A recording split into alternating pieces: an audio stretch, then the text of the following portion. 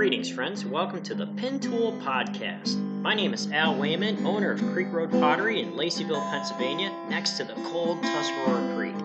Pull up a chair around the wheel as we discuss topics concerning the art and craft of pottery, good books, storytelling, marketing, and creating work that matters for folks who care. Greetings, friends. It's me, Al, and tonight we are kiln sitting the updraft kiln.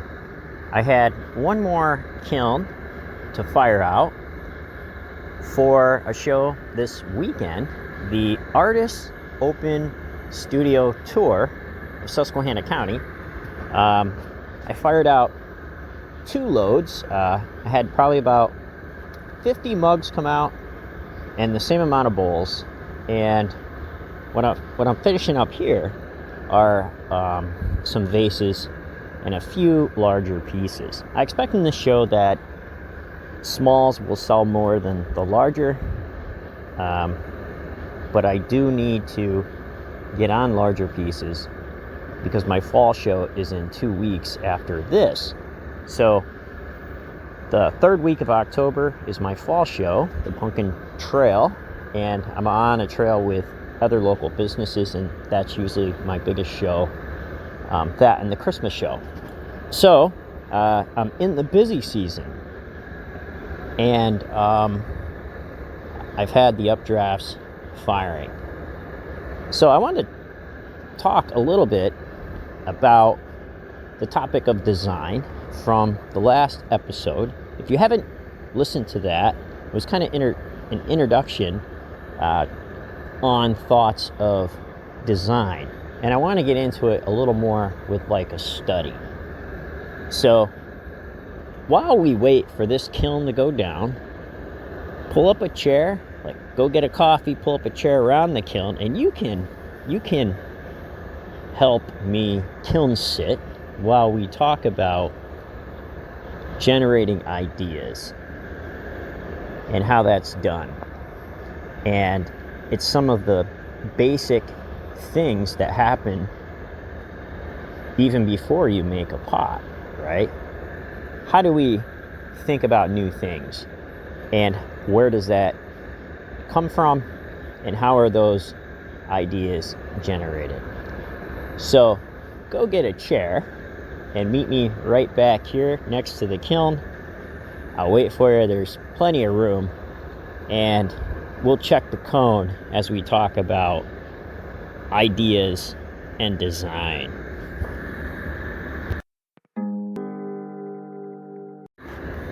Greetings, friends. Welcome back. And pull up a chair around the kiln. The cone didn't even start to drop yet, but I'm getting some good color, and it's pretty close. So as soon as the top of the 6 cone starts to bend a little bit, we'll have about 15 minutes before the halfway point, and then we'll need to take some action, which means I'll have to close up the damper a bit. We'll send it in reduction until that cone 6 is all the way down, and then 15 more minutes, that's when we'll do the shutdown. So I'm trying to test here on what I'm working on, going 15 minutes over the 6. Say, Al, why not just put in a 7? Well, I know that it takes 15 minutes in the way that I fire to have a cone bend halfway. So a half hour is a full bent cone, and once it starts to go, based on my firing schedule, it's pretty reliable on all the times that I fired. So when I see that start to bend, we'll put that damper over the hole, and we'll let it go into reduction and let it smoke out a bit. So I want to talk about ideas for your design work. A lot of times generating ideas seems to be hard for people. I think that it's not a lack of creativity, because humans in general are very creative people. I think the problem is lack of boredom. I think when people get bored, they get more creative.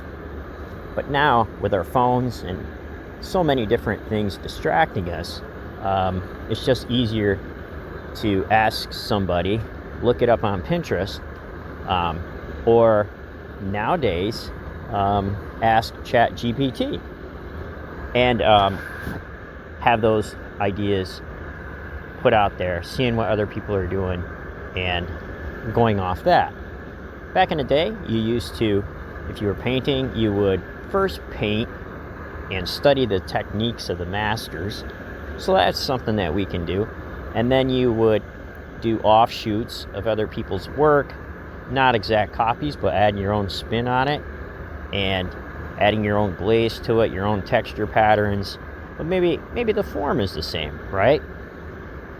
So that's a way that you can generate an idea, is to see how the masters might be doing something, and then just like if you were a painter, try that yourself and see how that goes, and then make 100 of them and see how that evolves. One of the things that I find really fascinating is people believe they need to wait to be inspired, right? Or I need to wait until the muse talks to me.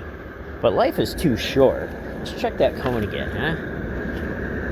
Life is too short, friends. So I'm bending down, I'm checking the cone. Sometimes it gets really hard to see in there.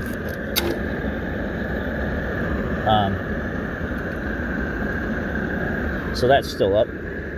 Life is too short to wait on the muse.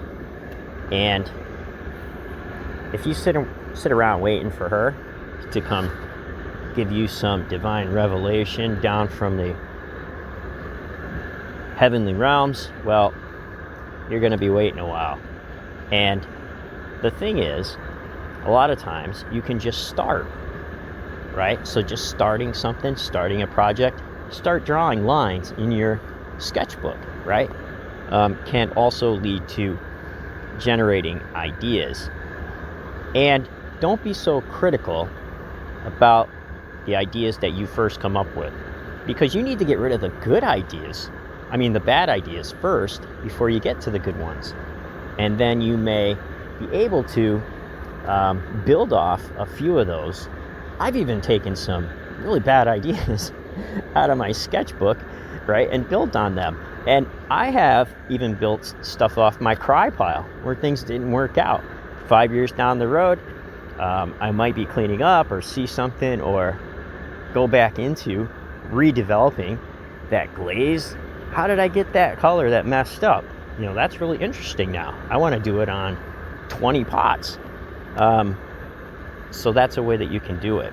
I think that sometimes we may sell ourselves short simply because we don't have the confidence that it takes maybe to trust ourselves, to pick ourselves, that our ideas might be good enough to explore. Because when we go to school, right, what are we taught? We're taught to do as we were told, show up on time, and comply, right? And we're given things to do, and we're not allowed to screw up at work, because we're not there to, depending on your job, you're not there to generate the ideas. By the time you get it, not unless you're in product development, but by the time you get to the process, you're either putting it together or you're helping robots put it together. So there's already a set process, already set center lines to where the same thing will occur. If you do the same thing, you expect the same outcome because you did these things. Not so with the pots, right? Not so with art. With art, you need to mess up 20 times to get those out of the way, to find the 2 good ideas that you can expand on. Another thing that is a big roadblock is having a good idea and running it to its end too far. So a lot of times when an idea has run its course, a lot of people are not brave enough to go out and start over again, to redevelop something new, to learn a new style.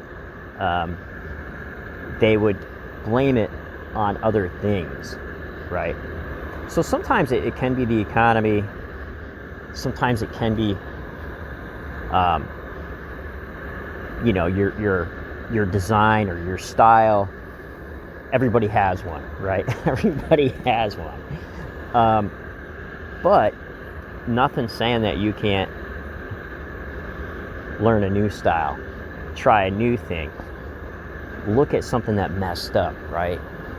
And go off that. I mean, Einstein had said he had to mess up a whole bunch of times before he got the light bulb to work, right? So that's one of the things that you can really push yourself to do in generating ideas, is to be brave. Use your sketchbook, get the terrible drawings and terrible ideas out of the way, and eventually you'll start making room for good ones. So another thing that you can do to generate ideas is to mess around with simple forms with different types of texture patterns and layers from nature. A lot of times in my early days in university, I pressed wood bark and stones, and I still do that in some of the pieces, into the work. And that's what really got me excited about the texture of pots and how some of the glazes that I worked with, the reason why I work with them is how they look over top of texture patterns in a subtle way. So some of the pots I just got out yesterday came out pretty beautiful. But nature and just getting out and absorbing the things around you can be great for generating ideas. Another thing, visiting your family. By taking a break from the pots and just go and absorbing friends and family and the culture around you, listening to good music, it could be a whole host of things. You're not wasting time there.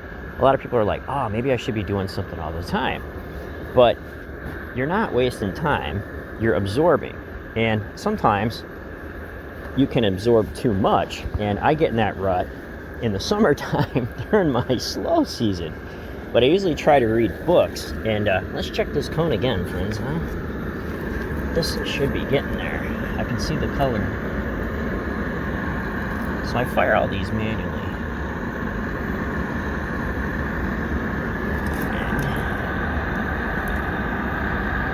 And sometimes it's hard to see with the glasses.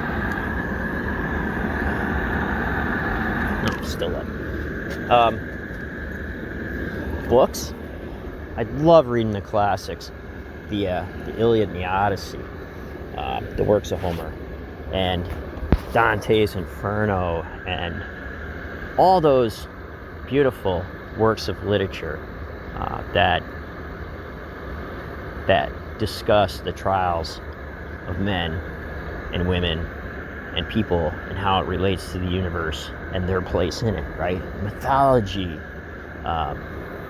all kinds of things. And probably one of the authors that I really enjoyed reading, and he's a huge hero of mine on the mythology side, is Joseph Campbell. And his book, Power of the Myth, was amazing. And I went and started reading all his material. And I went and got his Primitive Cultures series.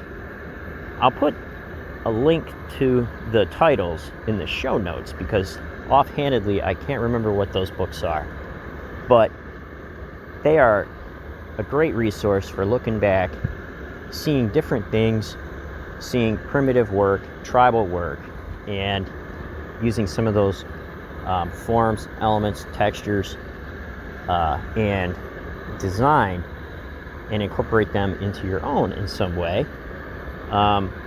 Then, obviously, there's going to be some who might say that you're stealing from some culture, but that's up for you to work out and decide if you feel strongly against that or how you go about that.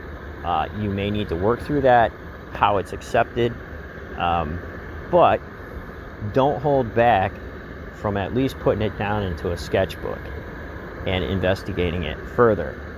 So one of the huge things that I really loved was the cuneiform, or the ancient Babylonian writing of the reed pressed into the clay, and the Epic of Gilgamesh.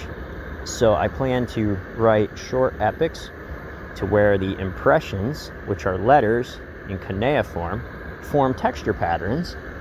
And I'd really love to put sections of the Epic of Gilgamesh on some shave bowls and mugs by actually doing it. So I have a buddy who's big into research, and he got me the literature to do it. And I've read, I really loved ancient Near Eastern literature. So back when I studied religion, and so I've been generating quite a bit of ideas from that resource. And not only the past, but now that I brought it up, religion, your faith, if you believe, that can be a source of idea generation for your pots. But I think the big thing is, don't wait, right? Time and life is too short, and if you sat around waiting for the muse to just hand you an idea, you're going to be kind of disappointed you waited so long, right? So one of the things I wanted to bring up is the idea that everything's already been done before, so you might as well just give up. To me, personally, that feels a bit lazy, right? Because there's so many things out there, and so many variations of things. There's a million ways of doing things, and I've only seen a few. And it's pretty amazing once you get into the subtleties of things, what you can add, what you can take away, and what you can build on. It's pretty amazing. So for those who say it's already been done, everything's already been done, to me that's being intellectually lazy, and in my opinion, creatively lazy to say that, because it's kind of like, well, you already gave up. And I don't know if Solomon knew that the iPad was coming, right? Technology. So there can be new things, and the invention of the automobile and steam engines and things like that was pretty amazing during the Industrial Revolution. And now we're past that, and now we're coming into the, let's check this kiln again. So I'm interrupting the podcast to check the kiln here, so you guys know I'm for real. Maybe like, yeah. See, it's getting harder to see in there.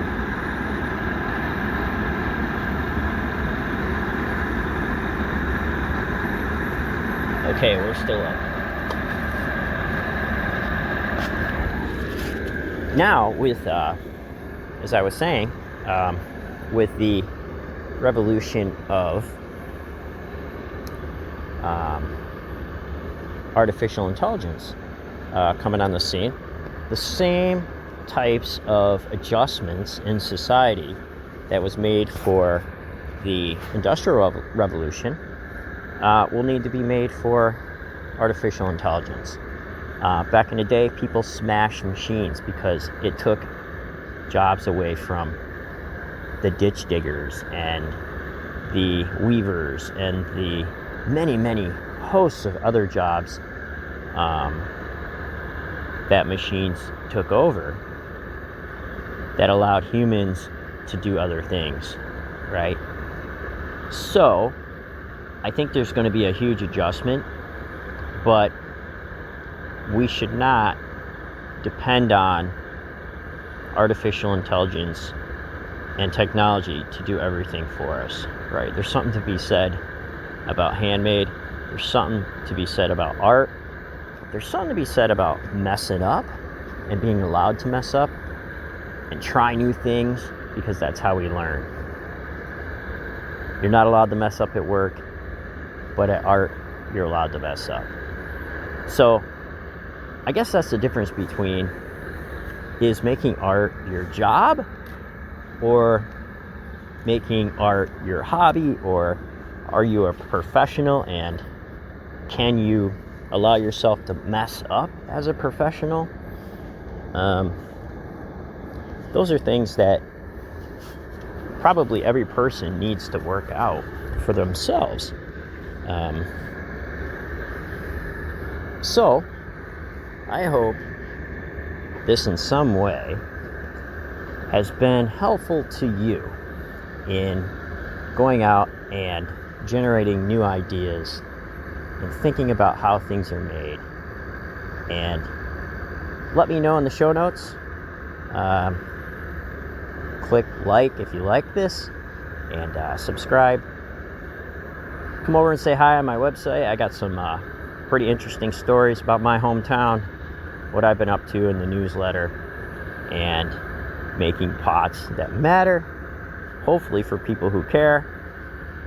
And I'm coming up on that busy season now until after Christmas. It's going to be crazy, and then 2 shows in the spring I need to get ready for through the winter.